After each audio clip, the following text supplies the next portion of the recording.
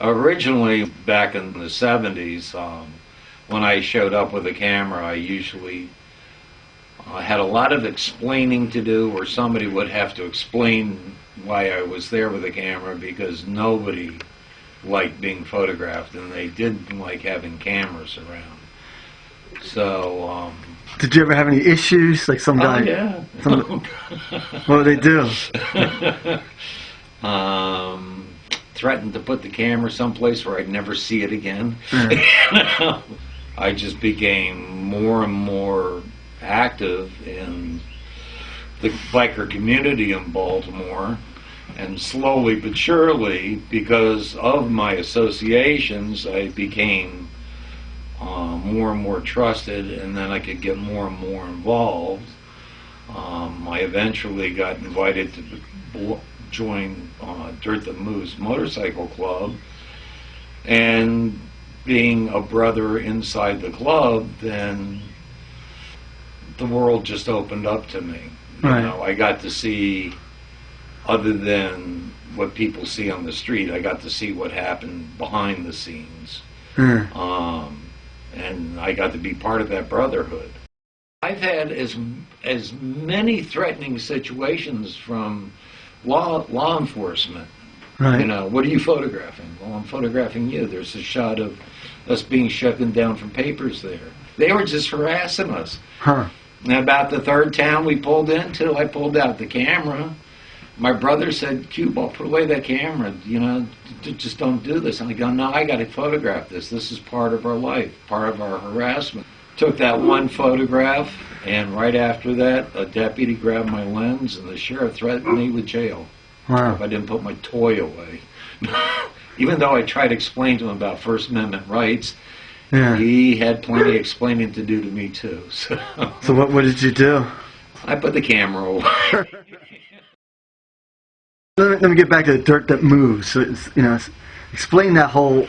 First of all, I love the name. Where did that? Do you have an idea where that name came from? It's a great name. It almost sounds like a Baltimore name for some reason. Well, it is. It is, but it's somehow Baltimore Club.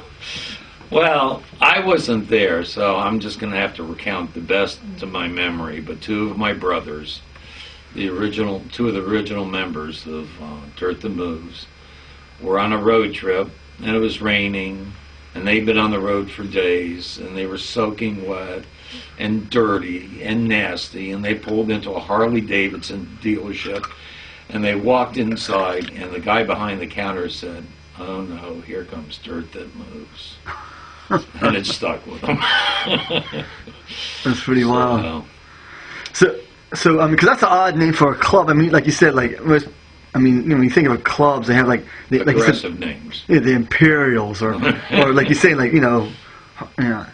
don't know, whatever, the Pagans or whatever. You know what I mean? Yeah. It's just these names. It's just like some kind of image. The Dirt That Moves is sort of like kind of almost like a poetic name or something. It makes you think. It's interesting. Yeah, and it also got us in a lot of fights when somebody would laugh inappropriately at our name. But, so, yeah, we had a sense of humor about it. We loved each other for what we were, and we were exactly that, Dirt That Moves. Yeah. We were, a small club of close friends that really didn't give a shit what anybody thought about us. We just wanted to ride and have a good time. We didn't have territory. We weren't into, anything but motorcycles, drinking, having fun, going places. There was an enthusiasm about Ricky and motorcycles and riding and partying that just was contagious. I mean, if his motorcycle broke down, you'd never hear him cry. It was just a great excuse to work on a bike.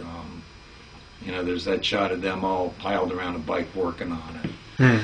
So if he wasn't riding, he was wrenching, and he just loved every aspect of it, And he was inspirational to everybody in the club. Sometime after he died, some of the members actually tried to make it more of a real club, and that kind of destroyed the magic. He was the spiritual leader of Dirt That Moves. part of me, I could have gone to my grave and somebody could have discovered all this stuff and done a book after I was gone, and I would have been happy. So, But the other part didn't. The other part wanted this thing out. yeah. Only because I wanted to honor some of my brothers who wanted to see the work published. And so, yeah, for that I did it.